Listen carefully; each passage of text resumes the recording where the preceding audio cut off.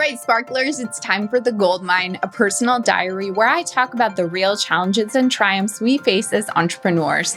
My goal is for all of us to feel a little less alone on this journey and a little more inspired to keep going. Let's talk about voice. Not your brand's tone, not a caption formula, not whether you use emojis or not. I mean the deeper voice, the one that knows what you stand for as a jewelry business, the one that has stories to tell, the one that's been nudging you to speak up about something for a while now. Where does that voice live?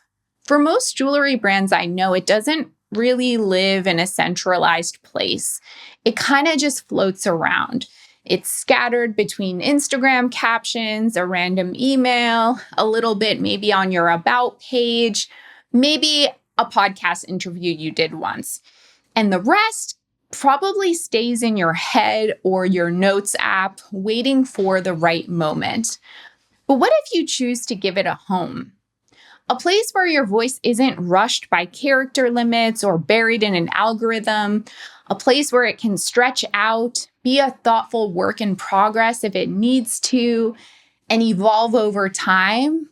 That's what a blog can actually be for you. I know it probably sounds a little unbelievable, but a blog doesn't have to be a chore or a checkbox. It can actually be a space that holds your brand's identity and voice while it evolves and grows. Your brand and your marketing get clearer when you get clearer. I see it all the time. We help our clients evolve that voice too, and it doesn't happen all at once in one big, explosion moment. It actually happens over time. The more we explore and dig deeper, and it needs a space for all of that to happen. So sometimes clarity comes from writing through it, from taking the jumbled feeling or the idea and then turning it into something you can see and share. And this exploratory stuff at the beginning does not need to be perfect. It should just be as true as it can possibly be in that moment. And if you're doing this in a blog, which I recommend, it doesn't have to be like a polished publication. It doesn't need to go viral.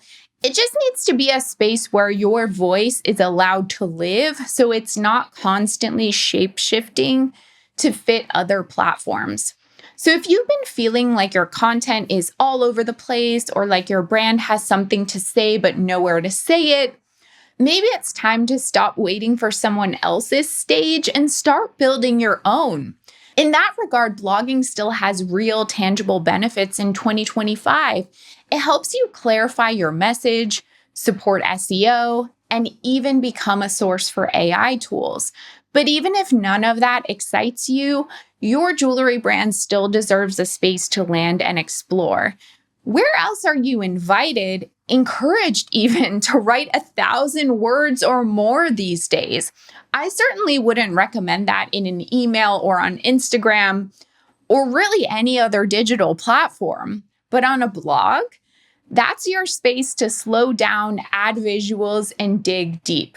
And we're in a world that's obsessed with quick takes, bite-sized content, and ChatGPT churned captions. But you can kind of resist that by using a blog as the place where your voice grows stronger over time.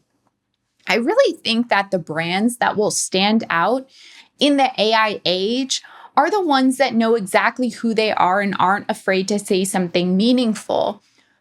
But you need that room to experiment, refine, and grow into the next version of your brand.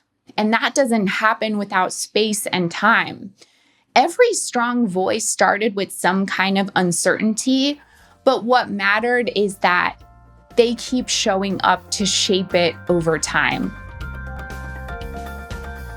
Thanks so much for watching. If you found this video helpful, please like, subscribe, and check out my other videos for even more tips.